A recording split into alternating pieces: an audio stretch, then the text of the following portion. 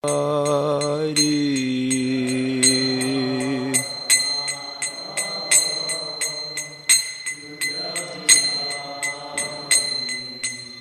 Gopi Janavallabha Girivaradari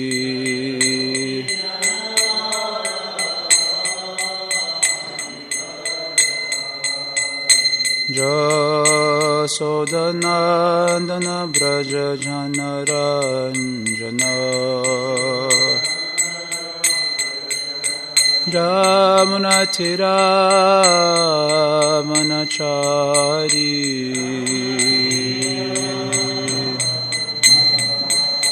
Jaya Radha Madhava Kunja Bihari Madhava Jai Jayam Vishnupa Paramahamsa Parivraja Kacharya Ashutarashita Shri Shri Madhavang Grace A.C. Bhaktivedanta Swami Prabhupada Ki Rajagranta Srimad Bhagavatam Ki Samaveta Bhaktivinoda Ki Nitai Gauri Pramanandi All glories to this Manavaris, all glories to this Manavaris, all glories to this Manavaris. Om Agyantamirandasya Gyanajana Shalakaya Chakshurun Militam Yena Tasmai Shri Guruve Namaha Shri Chaitanya Manobishtam Stapitam Yena Bhutale Swayam Rupa Kadamayam Dadati Swapadantikam Vancha Kalpatarubhyascha Kripa Sindhubhyareva cha Patitanam Pavanebhyo Vaishnavebhyo Namo Namaha Jaya Shri Krishna Chaitanya Prabhu Nityananda Shri Advaita Gadadhar Shri Vasari Gaura Bhakta Vrinda Hare Krishna Krishna Krishna Hare Hare Hare Rama, Rama Rama, Hare Hare. O Namo Bhagavate Vasudevaya.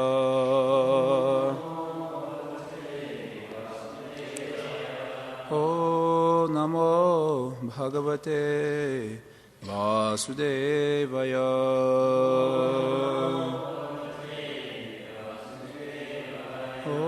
Namo Bhagavate Vasudevaya.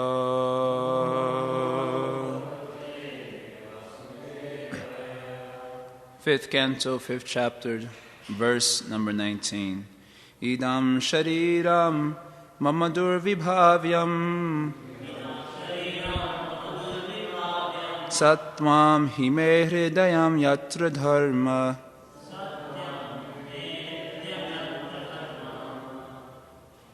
Prishte krito me yat adharma arad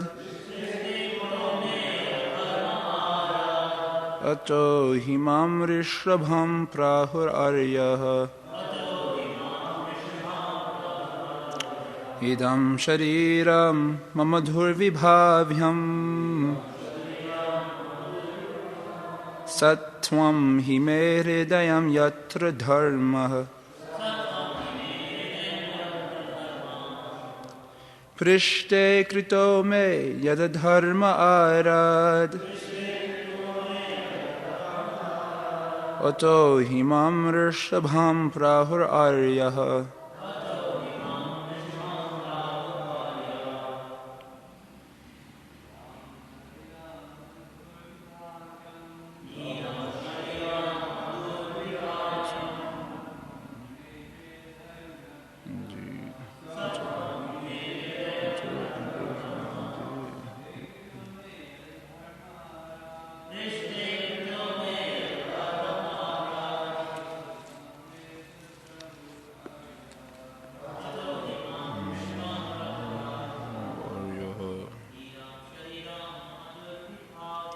Idam shariram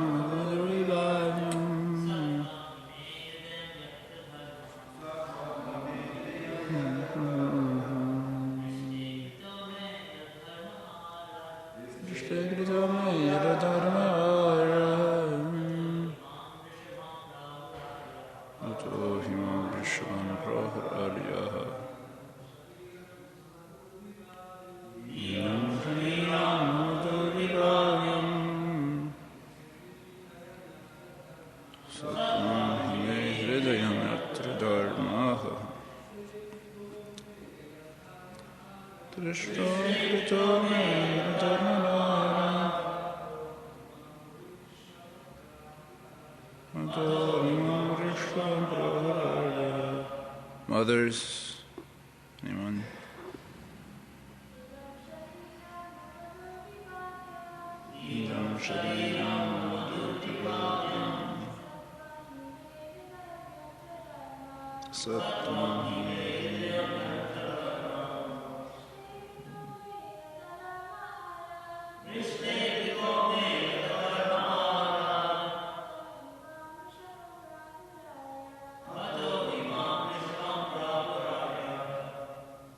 Idam, this, shariram, transcendental body, Satchit Ananda Vigraha.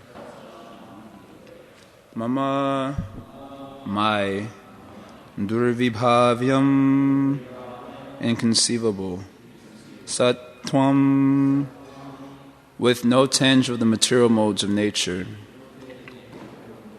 He, indeed, may, my, Hridayam, heart, Yatra, wherein, Dharma, the real platform of religion, Bhakti Yoga.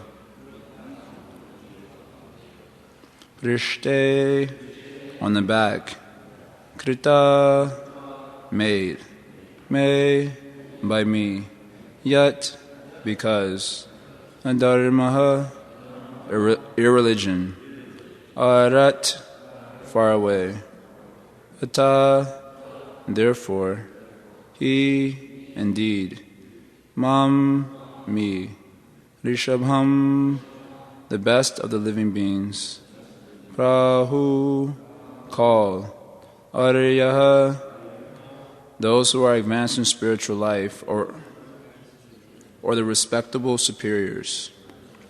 Translation and purport by Srila Prabhupada Ki Jai. Translation.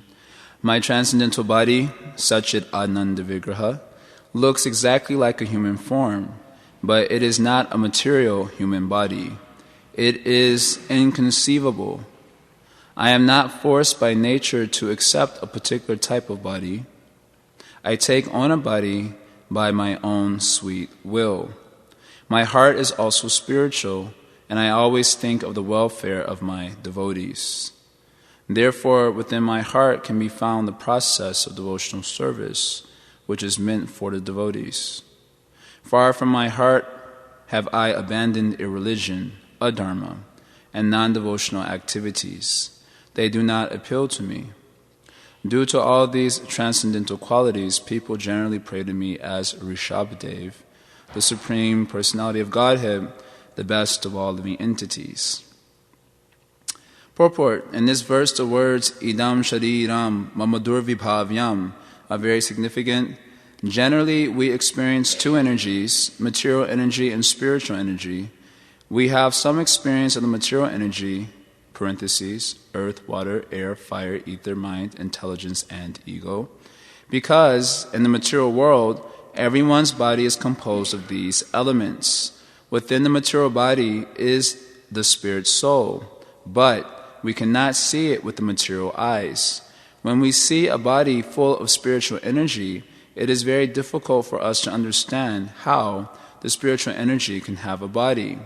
It is said that Lord Rishabhadev's body is completely spiritual. Therefore, for a materialistic person, it is very difficult to understand. For a materialistic person, the completely spiritual body is inconceivable. We have to accept the version of the Vedas when our experimental perception cannot understand a subject. As stated in Brahma Samhita, Ishvara Parama Krishna Satchit Ananda Vigraha, The Supreme Lord has a body with form, but that body is not composed of material elements. It is made of spiritual bliss, eternity, and living force. By the inconceivable energy of the Supreme Personality of Godhead, the Lord can appear before us in his original spiritual body. But because we have no experience of the spiritual body, we are sometimes bewildered and see the form of the Lord as material. The Mayavadi philosophers are completely unable to conceive of a spiritual body. They say that the spirit is always impersonal, and whenever they see something personal, they take it for granted that it is material. In Bhagavad Gita, chapter 9, verse 11, it is said, Avajananti mamuda manushim tanumasritam param bhavamajananto mamabhuta maheshwaram. Quote, fools deride me when I descend in the human form. They do not know my transcendental nature and my supreme dominion over all that be. End quote. Unintelligent people think that the Supreme Lord accepts a body composed of the material energy. We can easily understand the material body, but we cannot understand the spiritual body. Therefore, Rishabhadev says, Idam shariram mamadur vibhavyam. In the spiritual world, everyone has a spiritual body. There is no conception of material existence there. In the spiritual world, there is only service and the receiving of service. There is only sevya, seva, and sevaka, the person served, the process of service, and the servant. These three items are completely spiritual, and therefore the spiritual world is called absolute. There is no tinge of material contamination there. Being completely transcendental to the material conception, Lord Rishabhadev states that his heart is composed of Dharma. Dharma is explained in Bhagavad Gita, chapter 18, verse 66, Sarva Dharman Prityagya Mam Ekam Sharanam Braja. In the spiritual world, every living entity is surrendered to the Supreme Lord and is completely on the spiritual platform. Although there are servitors, the served, and service, all are spiritual and variegated. At the present moment, due to our material conception, everything is durvibhavya, inconceivable. Being the Supreme, the Lord is called Rishabha, the best. In terms of the Vedic language, Nityo Nityanam. We are also spiritual, but we are subordinate. Krishna, the Supreme Lord, is the foremost living entity. The word Rishabha means the chief, or the supreme, and indicates the Supreme Being, or God Himself. Srila Prabhupada Ki Jai. So, up until this point, or just preceding this particular point, Rishabhadev was speaking about how people are generally nashta drishti, they are blind, they are ignorant to their own self-interest. Therefore, they do a lot of foolish activities. You can only be foolish if you're ignorant of your real self-interest. So, as a result of being ignorant of their real self-interest and subsequently performing activities which are against their self-interest, they continue in the cycle of birth and death, repeated birth and death, naturally. That's not very nice. So, after making that point and elaborating upon it, so then Rishabhadev speaks about being a well-wisher for such persons. How, if you are a well-wisher, you can encourage or instruct a person to continue on with such activities which are against his self-interest. If you are a friend, if you are a guru, if you are a mother, if you are a father, if you are a husband, then you should be a true well-wisher by giving them instructions on bhakti. That was previous verse. You should give them instructions on bhakti. Because only by bhakti, only by that type of activity, devotional service, then they can come out of the cycle of repeated birth and death. So if you cannot instruct someone in devotional service, if you cannot encourage them in their devotional service, if just by your presence, they forget devotional service. Sometimes that happens, right? Then you are not the friend. You are not the well-wisher. You're not a guru. You're not a parent. You're not a relative. You're not a devata. Like that. That was described previously. So you should be a true well-wisher by giving them instructions on bhakti, by being knowledgeable about the science of the devotional service as it is taught by Krishna in the Bhagavad Gita, and also by being a living example or the embodiment of devotional service in your own life. And that way you instruct in two ways, Shila Shiksha, by instructions and by behavior. Then you are called as a well-wisher. Otherwise, you are an enemy of the soul, of your own soul, and of the souls of others. He had made this point elaborately, Rishabhadev. So now bhakti should be performed to who? Bhakti is for the best of all living entities, Rishabha. Rishabha means the best. So bhakti is meant for the best of all living entities, Krishna. So there is nothing like Shiva Bhakti in the sense that like Hindus think of it, or Ganesh Bhakti, or Durga Bhakti, Kali Bhakti, and nothing like that. Bhakti is meant for the best of all living entities, Rishabha, the Supreme Personality of Godhead, Krishna. Bhakti can only be for Krishna. So then that Krishna, or that best of all living entities, is being described here by Rishabhadev. So the first point, which is the main point Srila Prabhupada chooses to elaborate upon, is that best of all living entities is idham shariram mama durvibhavyam. That best of all living entities has a form. It is not that the service is to the impersonal energy, the impersonal Brahman. But the best of all living entities, he also has a form. But that form is durvibhavyam. It is inconceivable. Why is that form inconceivable for the conditioned souls? Is because that form is made up of spiritual energy. So the conditioned soul, Prabhupada is mentioning here, he has understanding of the material energy and the spiritual energy. Or let's say he can be situated in either energy, the material energy or the spiritual energy.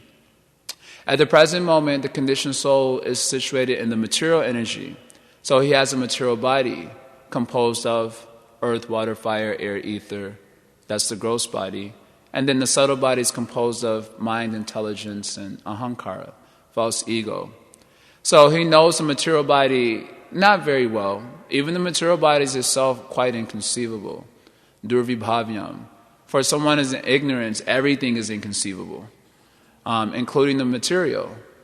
Although, like the modern scientists, they pride themselves of understanding the structures of matter down to the molecular level. And so therefore they create many inventions based on their discoveries. But it is often seen, I would venture to say it will always be seen, that their so-called inventions do more harm than good, especially in the long run. For example, they came up with this idea of genetically modified foods.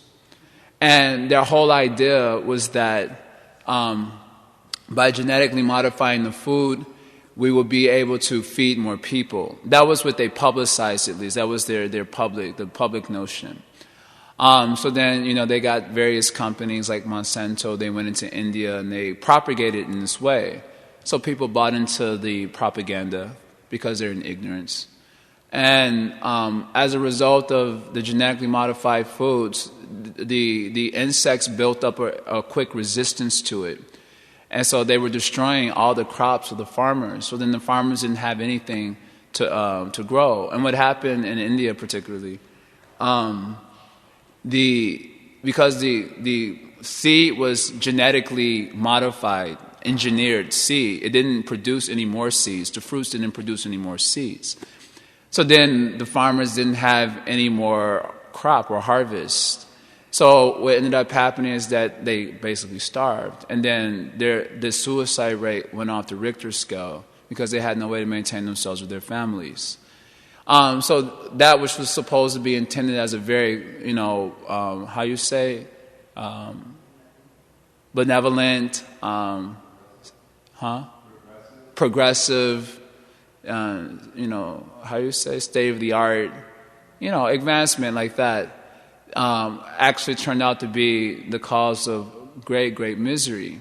And that's because the material energy is inconceivable. Even the material energy is inconceivable. Durvibhavya. They may have analyzed it down to the molecular level, but that doesn't mean they actually really understand what's going on. They don't understand how such discoveries will entangle them further in the material energy.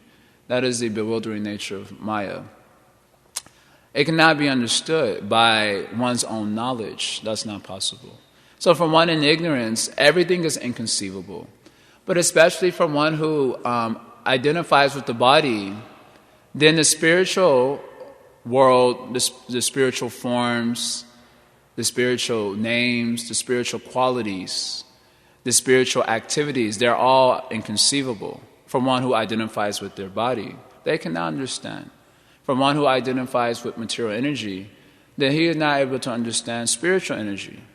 Krishna says it in Bhagavad Gita, so many places. Tribir gunamayar bhavair ibi samvaram idam jagat mohitam nabijannanti mame bhyaparamavayam. Krishna says in chapter 7 that for those who identify with the material modes of nature, the material energy, and who are bewildered by such identification, mohitam nabijannanti, then they cannot know me, who am situated beyond the modes of material nature.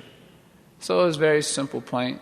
As long as one thinks he is his body composed of mucus, bile, air, so long as one thinks his place of birth is worshipable, not because it has nice pilgrimage places there, but because I was born there. Therefore it is worshipable. For one who thinks his family and children, wife, husband like that is worshipable, not because they're very nice, but because they're related to me. And one who thinks that the places of pilgrimage is a place for taking bath or simply for taking darshan, they don't inquire from saintly persons about the spiritual science, then such persons are considered no better than a cow or an ass. Yasyatma buddhi kunepe chudatuke swadi kalatradisyu bhoma egyudi yatirtu buddhi salilena karichit janeshu abigeshu saeva go kata. Cow or ass. So cow and ass is not expected to understand spiritual energy. So the two-legged animals who are no better than cows and asses, they cannot understand spiritual energy. Therefore, the Supreme Lord's spiritual name, form, qualities, activities, they're all inconceivable.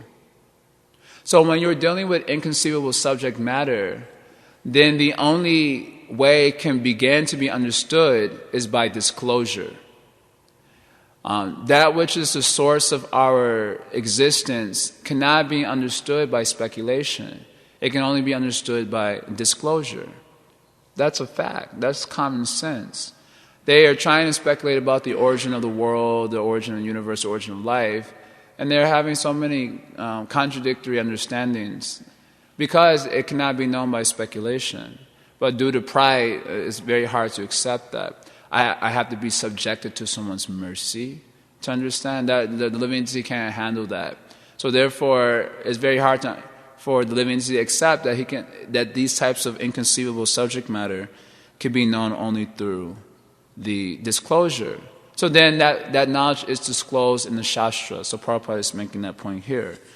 Also, when you're dealing with the inconceivable subject matter, like the name of Krishna, the form of Krishna, etc., then you have to begin to understand that through the doorway of the scriptures. That is absolutely necessary. Sarvagya munira vakya shastra paraman ame sabha jivera hai shastra dwaragan. So this Mahaprabhu is mentioned. He says that the sage Vyasadeva, who is omniscient, Sarvagya, he knows everything. He compiled all the Shastras to reveal spiritual existence, Shastra Paraman. And therefore, for the benefit of the conditioned souls, if they want to have understanding about that spiritual existence, they have to go through the doorway of the Shastra. Shastra Dwara.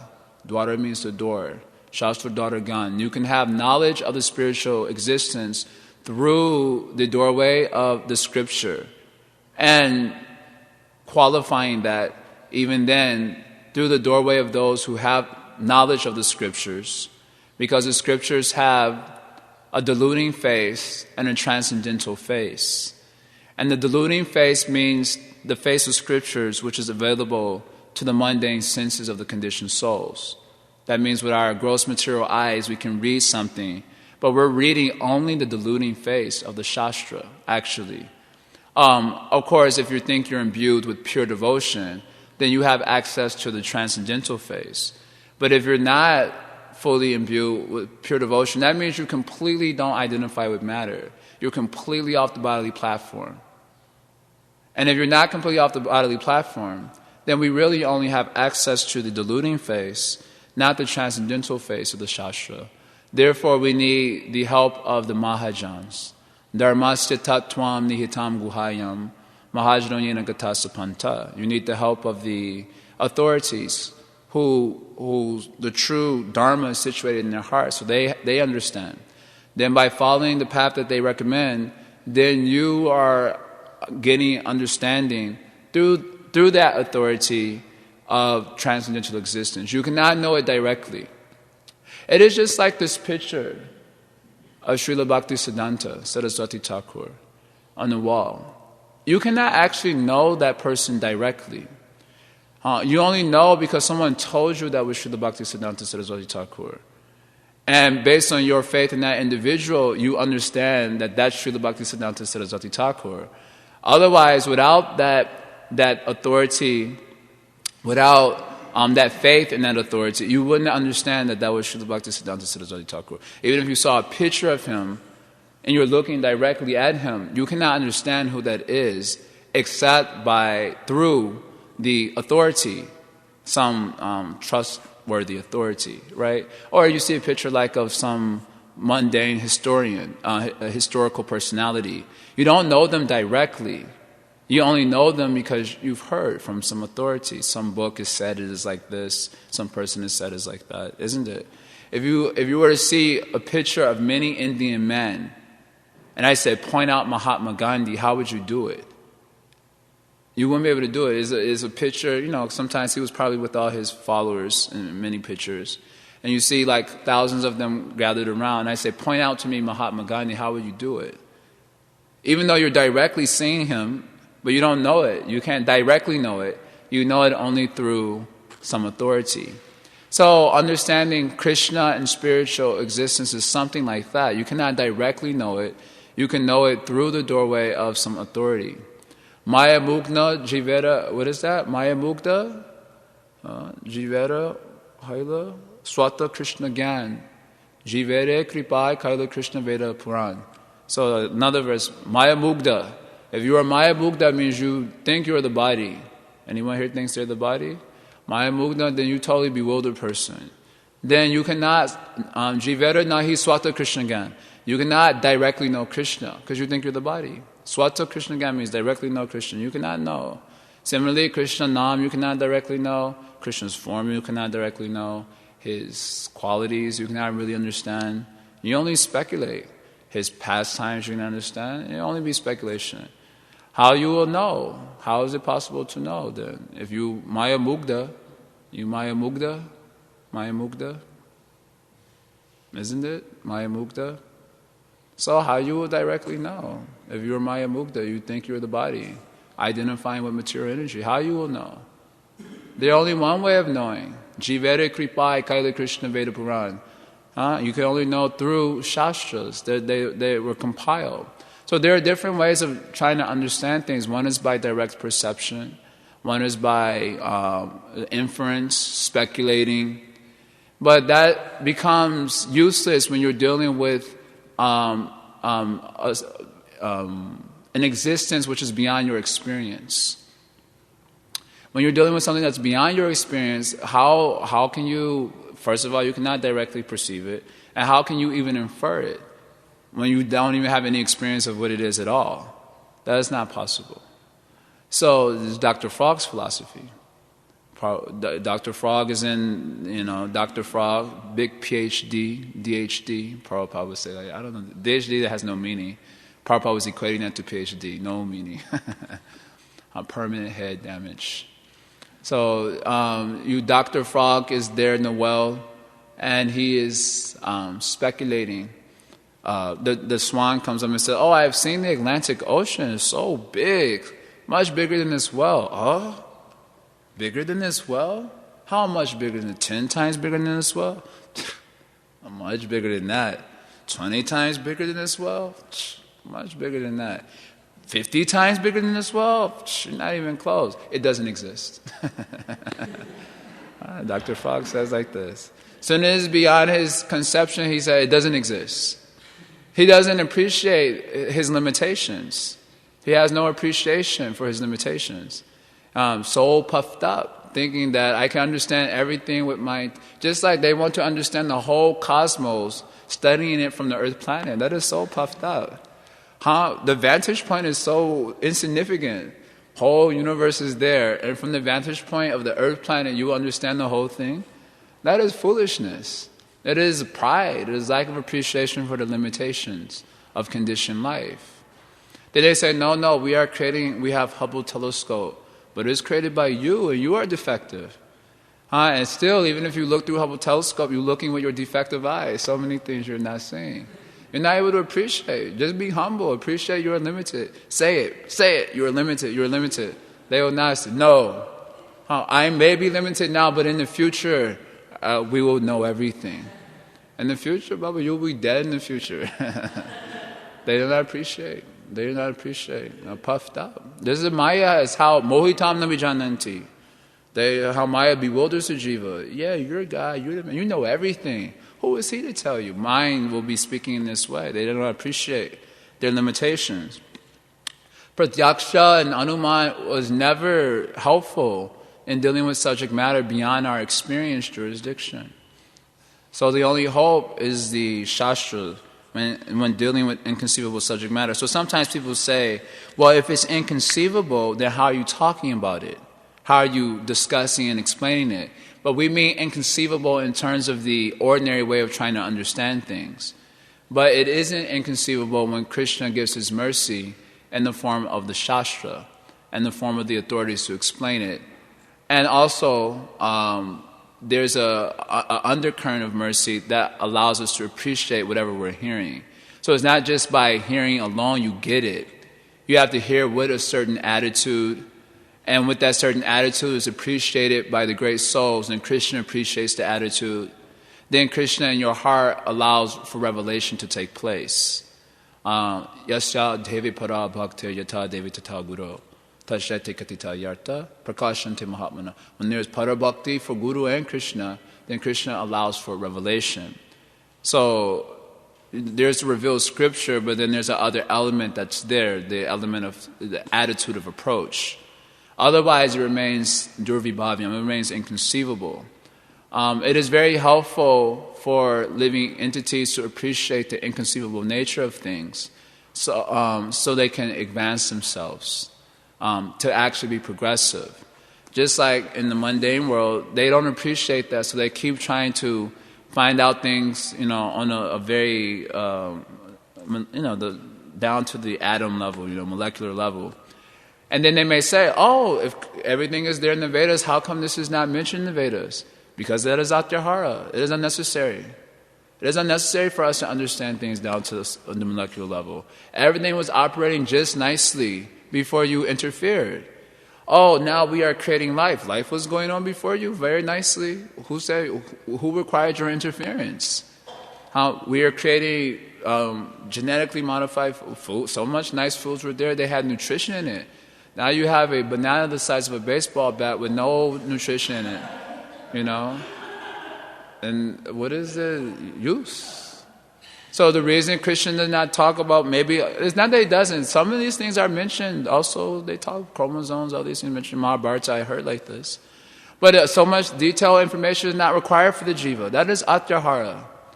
And such information does not even help them live their lives in a way that they can be happy even on the material platform. So Krishna did not give such information for the conditioned soul. Well, he Maya Mukta, he does not appreciate his limitations. So he tries to tamper with such things, and he creates problem for himself. He creates problem for the world. So just as Krishna is inconceivable, he is Sevya Bhagavan. Sevya Bhagavan means the one to be served. Sevya means the one to be served. Just as he is inconceivable for those who identify with their bodies, so also Seva is inconceivable. So also the Sevaka, the true devotee of Krishna, is inconceivable. We try to analyze with our mundane senses what is devotional service, what is the devotee, but they are also inconceivable for those who identify with their material bodies. They are also inconceivable. You can begin to understand them through the Shastra, but again, it will be your attitude of approach that would allow you to appreciate its substance and truth. Otherwise, you will be simply speculating about what is seva. You will simply be speculating about who is a devotee, what are the qualities of a true devotee. You will not be able to understand. If you identify with your body, you become bewildered. You become bewildered looking at the devotee, and you become bewildered. Just like, this is a simple example. One time, when Srila Prabhupada was leaving his body, Swarup Damodar Goswami came to see him, and he was speaking about his preaching to the sciences and so on. And Prabhupada was getting great happiness from that. It didn't seem like very transcendental subject matter, perhaps, especially when you're on the deathbed. But what is the subject matter to hear at the time of death? And what is the answer Shukadeva Goswami gives? Hari Nama Anu Sankirtan. You should do constant chanting of the glories of Krishna. So Sarvadharana Goswami was speaking about his scientific preaching. Prabhupada was hearing that. He's on a deathbed, and Tamal Krishna Goswami said, let us have kirtan, thinking that maybe it wasn't spiritual subject matter. Let us have kirtan. And Prabhupada said, what is this? This is my kirtan. I'm enjoying kirtan right now. And you may say, then you start speculating. How come so many people who were serving Srila Prabhupada in the beginning, they fell down, they couldn't handle it? So it is very hard to understand a devotee.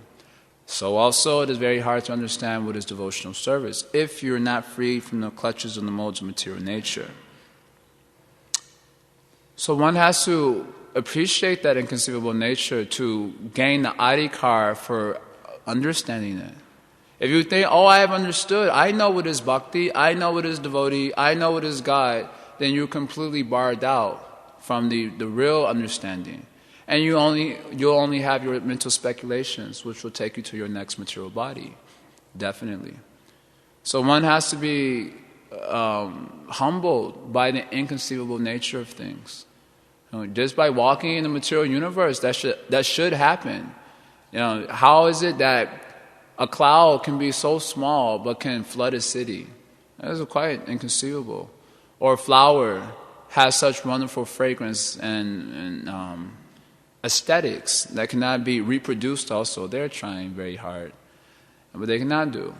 So practically everything here is inconceivable. In truth, it is inconceivable.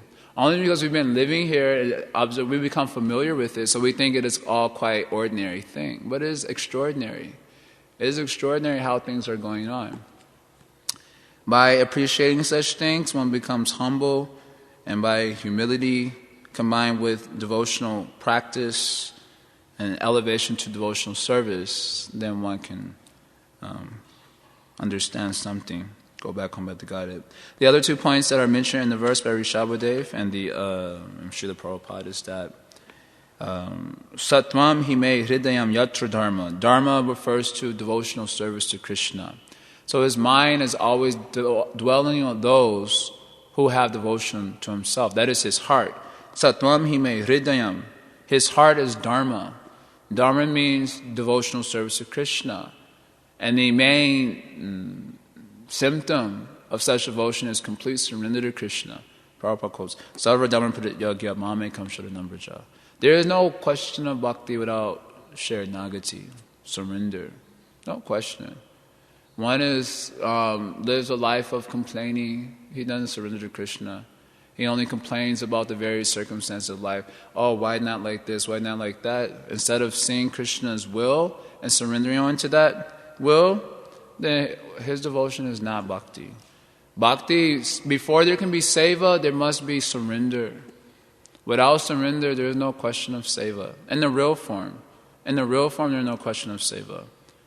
You can say semblance of seva, but not seva proper, because there is no surrendered attitude. Therefore, we go on practicing. But you have to become surrendered to Krishna at some point. Otherwise, you're not rendering devotional service. Therefore, why I'm not getting any realizations? You can only have realizations of the inconceivable nature of Krishna by bhakti. When there is true devotion to Krishna, there is revelation. But if you don't have surrender, you have no bhakti. So there's no revelation. So you're struggling around with the bodily platform of life, on and on and on and on and on. You get frustrated.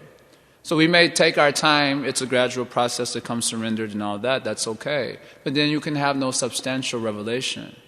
This is the joke this is why people are so frustrated with religion today. Because so many charlatans come up and proclaim devotion to God. And their qualities are less than some atheists even. They have very poor qualities.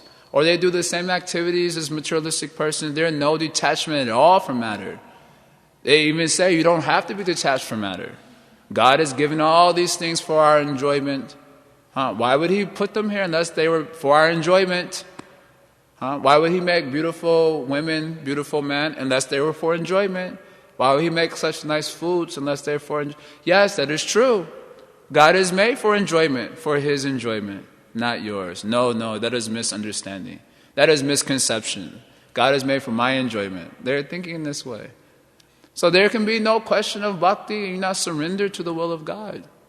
And because people are charlatans going around proclaiming devotion, rolling around in ecstasy, crying. I've seen so many times. I've gone to, in my beginning days of Krishna consciousness, my best friend, she was becoming born-again Christian, same time as becoming devotee.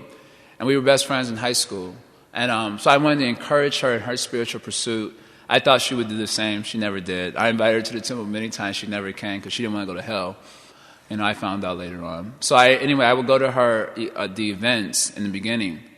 And they thought I was a Christian because I would speak the things that I was learning from Prabhupada's books. And they were like, wow, this is amazing. They would take notes even. They didn't know I was Hare Krishna. Only Sarah knew. My friend, her name was Sarah. She didn't tell them anything. She was hoping against hope that maybe I would become a Christian. Because I kept coming. I was going to the meetings for quite some time. And I was doing it as a friendship to encourage her. And I would see at many of the meetings, they would be crying, the whole meeting crying. Then I'm like, wow, they have so much dedication. Then after the meeting, go to Steak and Shake and speak Prajalpa. Nothing to do with God. What is it? There's no question of surrender. Jesus Himself, they claim, He Himself taught like renunciation. To be a follower of Jesus, you have to be a sannyasi. To be a real follower of Jesus, from the things that at least I'm aware of in the Bible, you would have to be sannyasi to be a follower of Jesus. He told one person said, I want to follow you, but let me just bury my father. And Jesus said, let the dead bury the dead, you follow me. Oh, I can't do that. In fact, myself and Luke, we went to a lady, she's a Christian scholar and a Baptist priest, and she mentioned that was offensive, that Jesus said that. She said that was offensive. She was a Baptist priest and a Christian scholar, and she said that was offensive. And she said, you know what, my father was in the hospital the other week with a stroke, and you know what, I was there, And everyone was like, yeah, This is going on. Then people see these things. This is the prominent religious understanding of people in the world. So then they're so disheartened by such hypocrisy. They're disheartened by seeing people who claim devotion with no surrender to God. Actually, if there were more saintly people there, it would be easy to believe in God. It wouldn't be very difficult. But where are the saintly people? They do not see. Either they're hiding away in their bhajan kutirs, invisible, or they're hypocrites, dharmadwajis, waving the flag of dharma, but not actually devoted. So when people see that, they become disgusted. They say, there is no God. If they see saintly people, easy to think God is there. There's no difficulty in thinking. They see the amazing qualities, the renunciation, the dedication to Krishna, not difficult. But they do not see. So then they do not accept. So that type of thing is not Krishna's heart. Real things, Krishna's heart. Sattvam, Prabhupada Shanza, is beyond the modes of material nature. He does not identify with the material body. That type of devotion is my heart. My mind is always dwelling on such persons. And just the opposite, Prishte Krito Me Yaradharma Ara. Just the opposite is anything that is against such surrender to Krishna, anything that is not devotion to Krishna, then that is a dharma. Krishna does not think or have anything to do with that. So people say, if God is there, why don't I see Him? Why don't I realize Him? Because you do a dharma. You are a nonsense person. Therefore, you cannot understand. It is not that you can just go into any school. You have to take ACT exam, SAT exam, CAT exam. All these types of exams are there. Then you can go to some very nice school. In other words, you have to qualify yourself. So someone says, if God is there, why can I see? You have to qualify yourself. You have to qualify yourself by improvement in consciousness. But if you do all adharmic things against devotion to Krishna, then you are nonsense. You cannot understand. It is not Krishna's obstinacy. It is a fact. It is not obstinacy. What is the difficulty? You have to qualify yourself. How is that unreasonable? They say it is unreasonable. How is it unreasonable? You should get the qualification. Just like they show me some biological evidence, I say, I don't understand that. They say, you have to qualify yourself to understand it. Mother Don and Kaylee, when I sent, I told you the story already, and when I mailed her, and she mailed me back in 10 minutes, practically speaking, with the full, with the saving grace for me and for that devotee.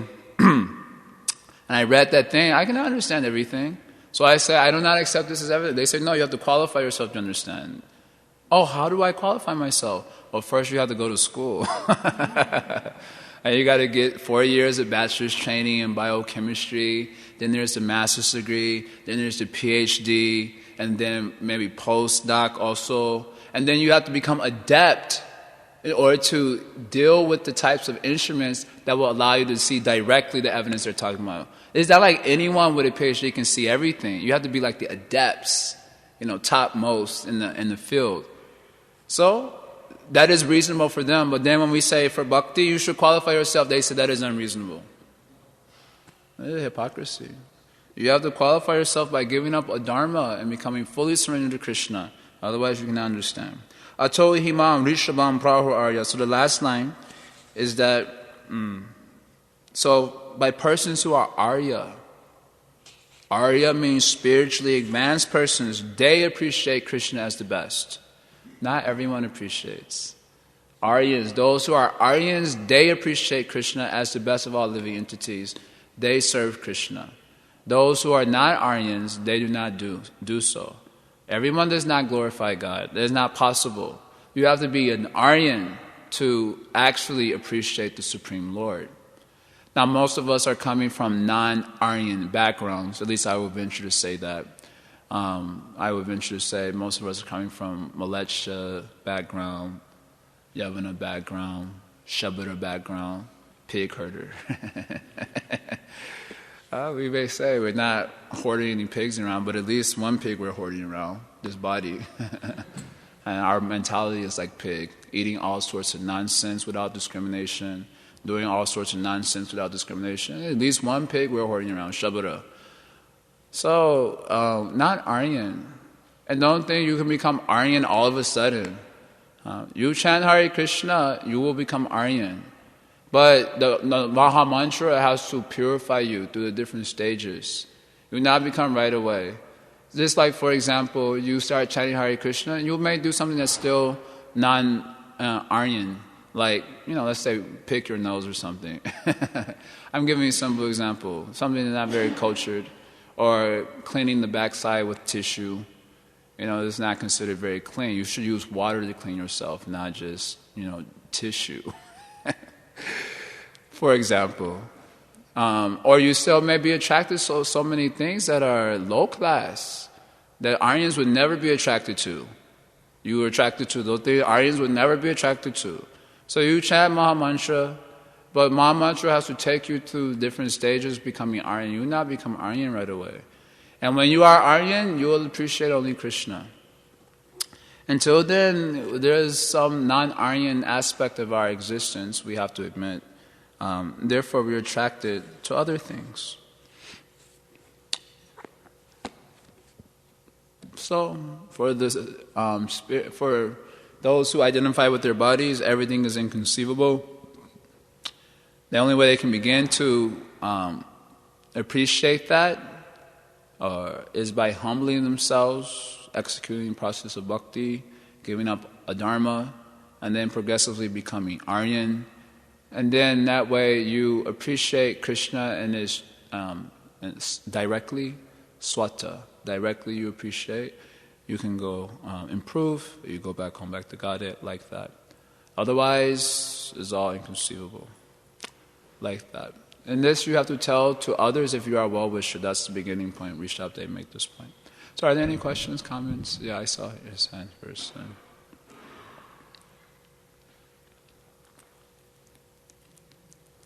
Okay, you can just ask and then we're going to have a discussion about it.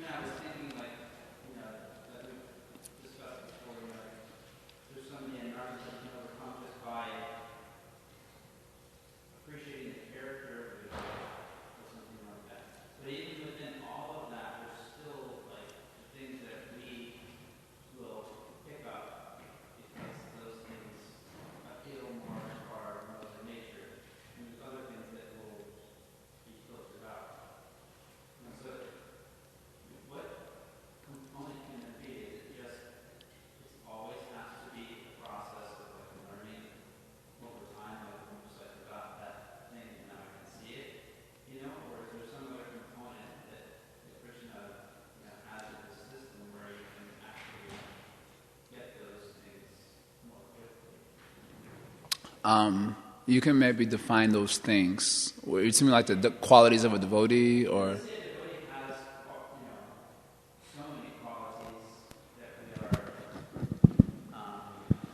Devotee may have so many qualities that we are associating with or trying to appreciate. But due to our conditioning, we are attracted to some, and others we don't perceive. We may even be trying to appreciate all of them, but there's only certain we won't tie into all of them with the same level of enthusiasm or attachment or whatever. All that, it's natural. It's not like there's something wrong. It's just like that's the way it is.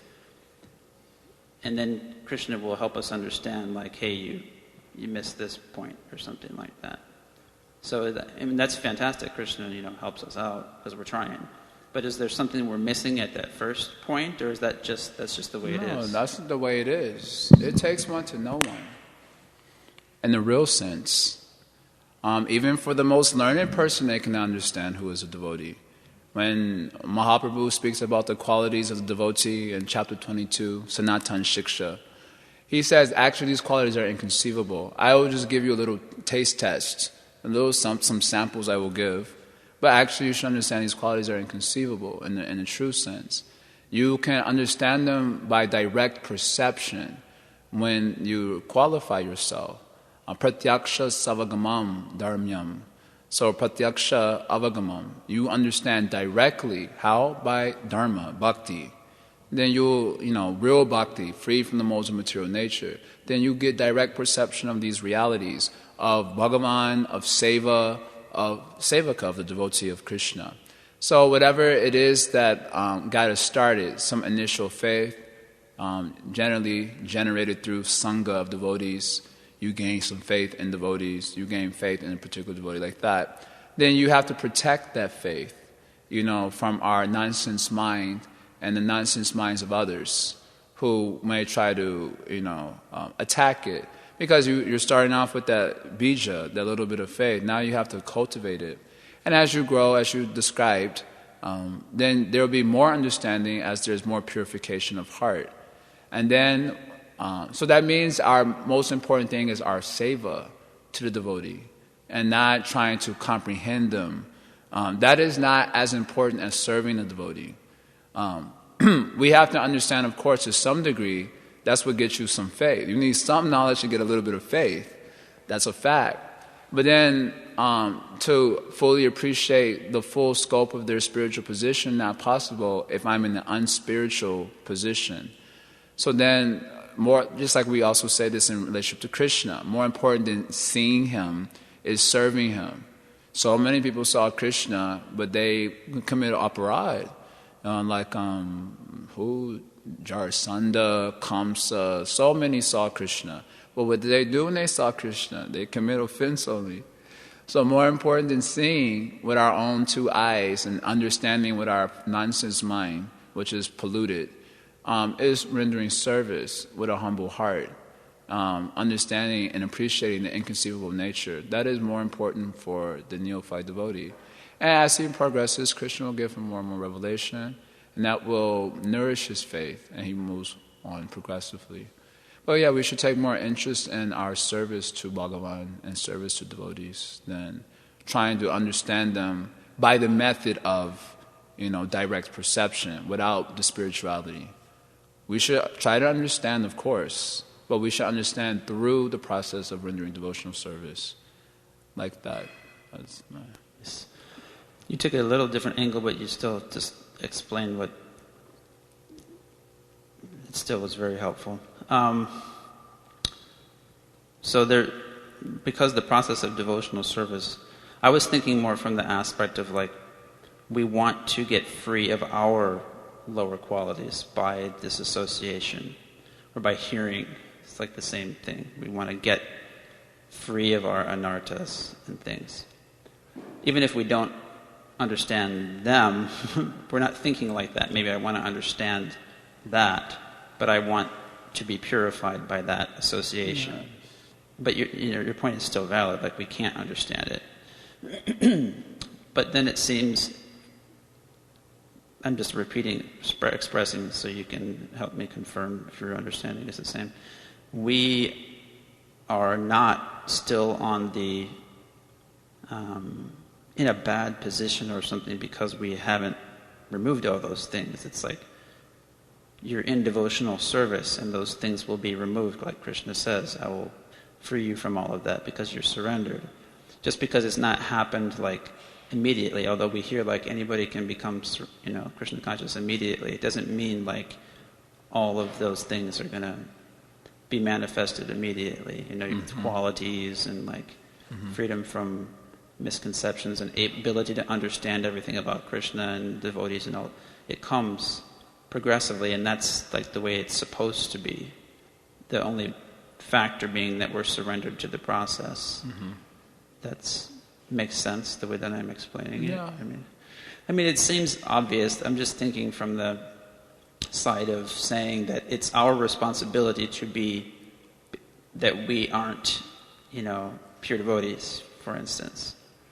At the same time, it's that only means that I can actually be surrendered to the process. It doesn't mean I can immediately manifest all the qualities of a Vaishnava or something like that. Krishna has to decorate me with those qualities. All I can do is just surrender. Yes. Does it make sense? Yeah, you could say it like that. Okay. We should watch out for aparad also. So long as we're not in a saved position, then we have to do the hard work of avoiding offenses. It's specifically advised by Bhaktivinoda Thakur. So you surrender to the process of bhakti, and one has to be very careful to avoid offenses. Because tendency is there, condition, we have bad qualities. So one has to watch out for that. That's hard work. Yeah, that's the hard work. If you really worked really hard to avoid offenses, you'll definitely feel tired at the end of the day. Yeah. If his mentality is so prominent. Okay, thank you. Okay, I think you wanted to say, we'll have a few minutes.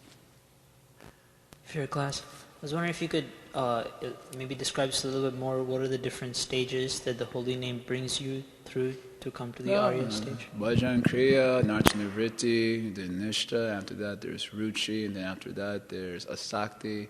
Then after that there's Bhava. And after that there's Prema. And after that there's so many levels of Prema.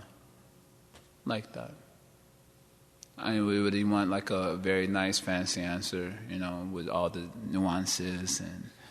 No, very simple. There's Sadhu Sangha, Shraddha, Sadhu Sangha, Bhajan Kriya, Nartyanivritti, like that. I know we look for sometimes we fish for these like nuanced points and so on, but you got to be careful about that because you can easily become covered by misconceptions if you do that. Bhaktivinoda Thakur mentions this point. They're very simple. Stages are there. If you want a little bit more detail, you can look at First Canto, Second Chapter, verses 16 through 21, and carefully study that section, which is discussing how bhakti progresses. And you can read that section carefully along with Srila Prabhupada's purports. You'll probably get a little bit more what you're looking for, a little bit more juice. Hare Krishna. Okay, yeah. Acharya Nishta. Acharya Nishta was there. Yeah. Thank you so much. When that happens, that maybe we read something, we have faith in something, understanding through the Shastra, and then we try to apply that, and then the mind, based on sense perception, presents another day. No, it seems more like this. For example, like the position of devotees. You may read about, hear the glories, then when we go and we start interacting, then suddenly the mind is saying a different thing, a different program. No, it's just normal. This is just normal interaction. What's the big deal? So the mind is presenting all these other ideas.